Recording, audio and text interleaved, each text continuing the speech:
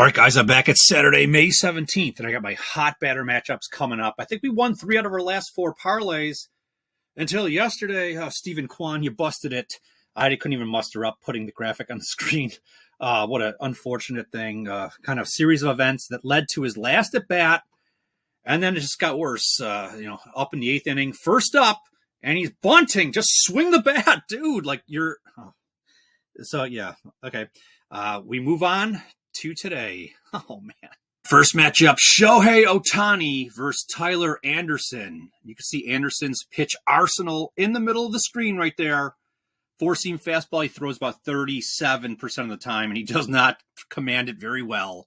He's giving this pitch up at a .353 rate this year, 17 at-bats, 6 hits, a home run. And then you can see what Ohtani does against the four-seam fastball. Not a surprise, really good. A .333 batting average, 24 at-bats, 8 hits, and a home run. And then you move on to the cutter. About 35% of the time, Anderson throws that, and he throws this one relatively well. Only a 100 batting average given up, albeit a small sample size of 10 at-bats, 1 hit. But I kind of like that because we'll get into it in a little bit at the end here. Why? I mean, I don't like that it's that, but there's a positive spin to it.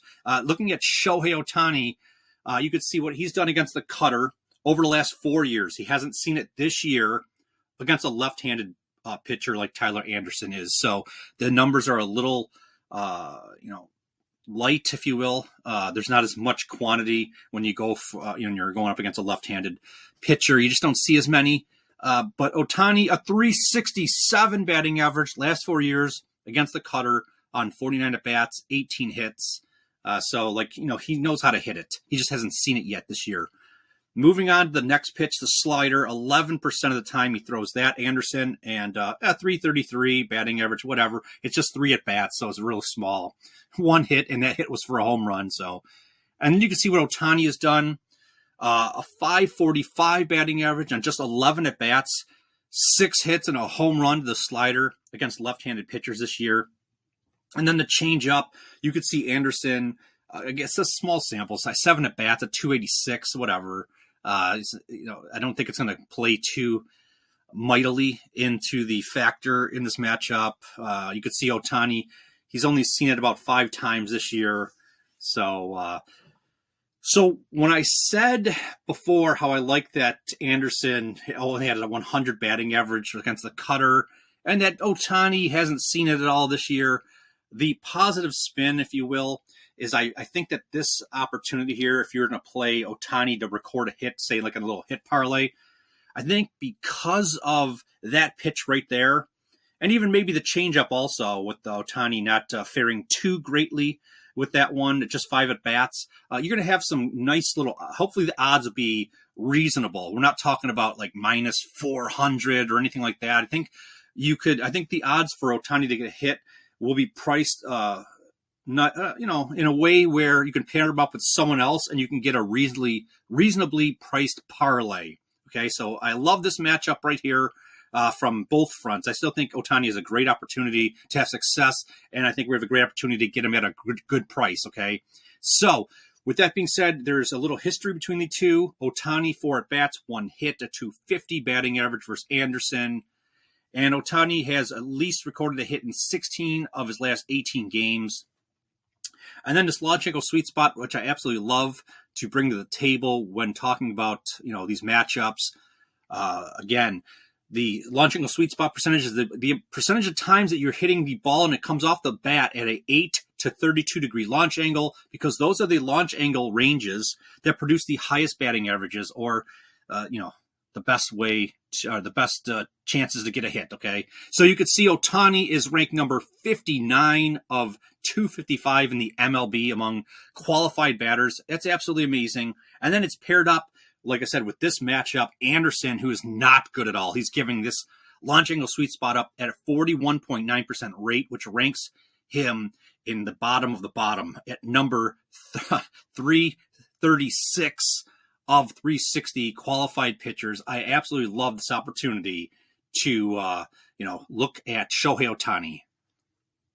All right, next matchup, Manny Machado versus Emerson Hancock. And you can see the arsenal right there.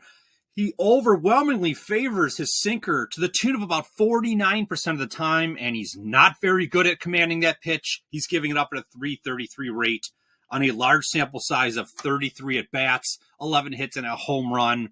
And then you can see what Machado's done against the sinker all season long. He's just crushing it at a 417 rate, 24 at-bats, 10 hits. Moving on to the next pitch, the slider, about 24% of the time. Hancock doesn't command this one well either.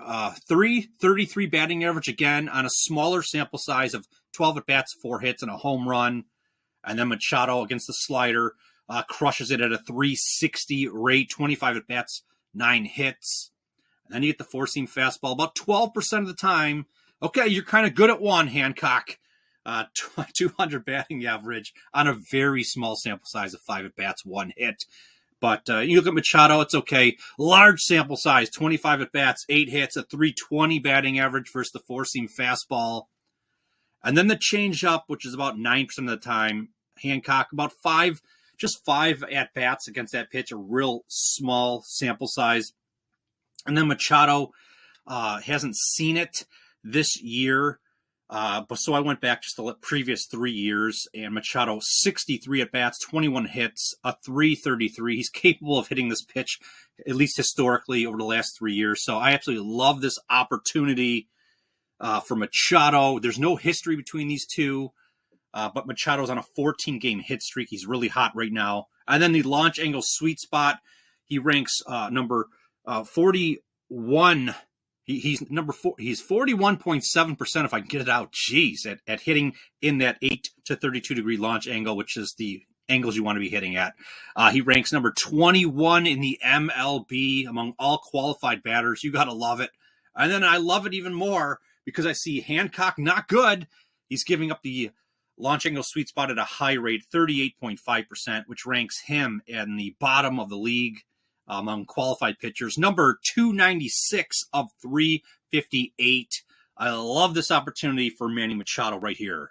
All right, if you can please like the video, hit that subscribe button if you haven't done that already. And if you want to help out with the algorithm, it's real easy. Just put something in the comments, something so easy. Why not a W? Just do that, man.